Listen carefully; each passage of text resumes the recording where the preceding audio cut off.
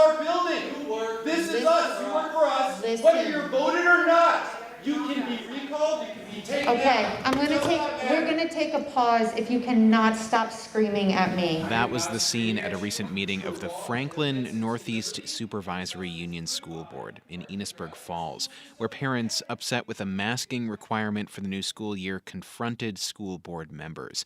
Scenes like this have played out across the country, but they're relatively new to Vermont. Last school year, Vermont was in a state of emergency, requiring schools to follow detailed state guidance.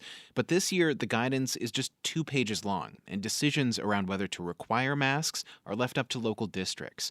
The Scott administration recommends that schools where less than 80% of students are vaccinated require masks, but that's just a recommendation.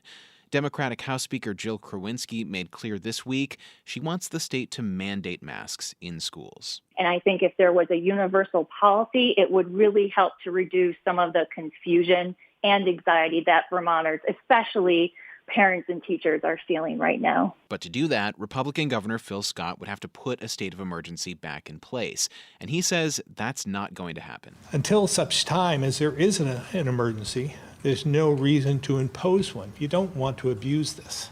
Regardless of the political debates, many students are now back in classrooms. Amy Alexander teaches government at North Country Union High School in Newport, where the district is requiring masks. She says her students are thrilled to be back in school full-time.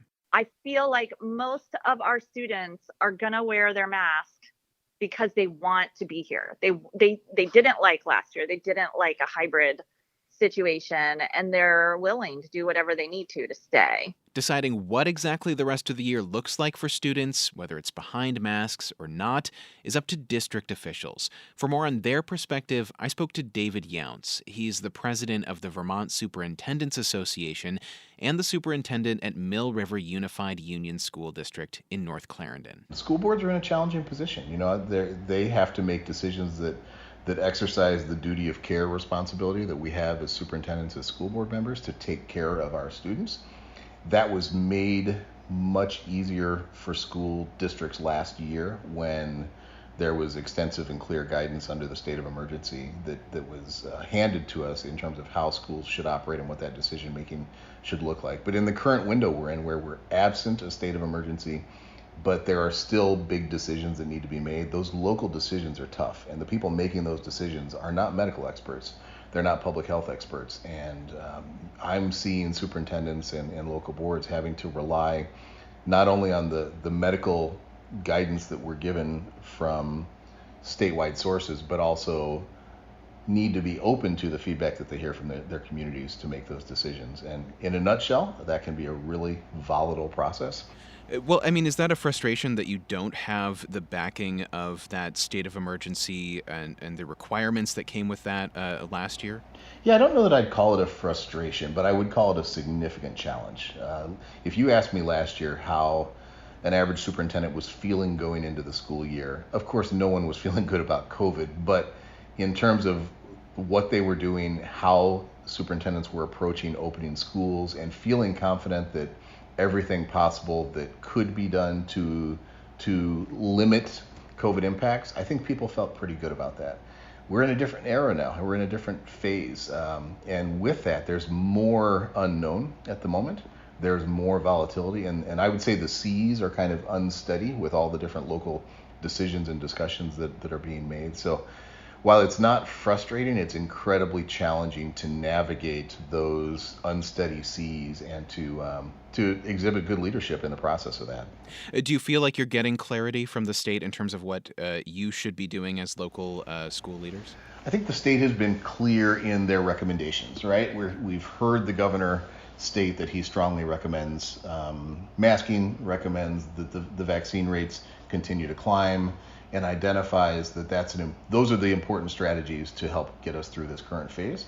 I think we are getting a degree of clarity through the guidance that came from the Agency of Ed and the Department of Health. However, the most recent round of guidance was 2 pages compared to the 41 pages that we experienced last year. So the lack of content and the transition to local-based decisions about what's best and what strategies to put in place, that's a real struggle for folks.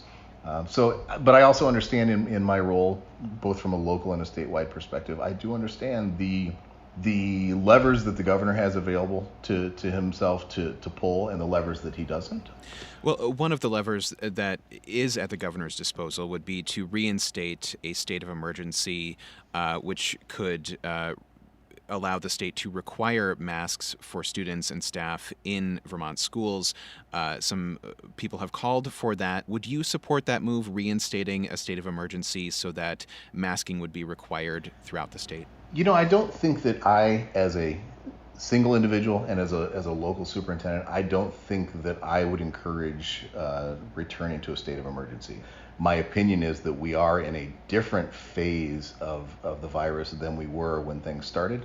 And my understanding of the state of the emergency more than anything was that it was designed to protect our systems from failing, to protect our health system from becoming overwhelmed, and protect our schools from needing to fully shut down. So I completely get the context of why that existed then and why it does not now. I also understand that from a state government standpoint, returning to a state of emergency could be viewed as a regression, could be viewed as a loss of progress. And I suspect that officials in state government, the governor included, are trying to find pathways by which to be as directive as possible, just short of something along the lines of a state of emergency. And I expect if I were in the same position, I might be approaching it the same way.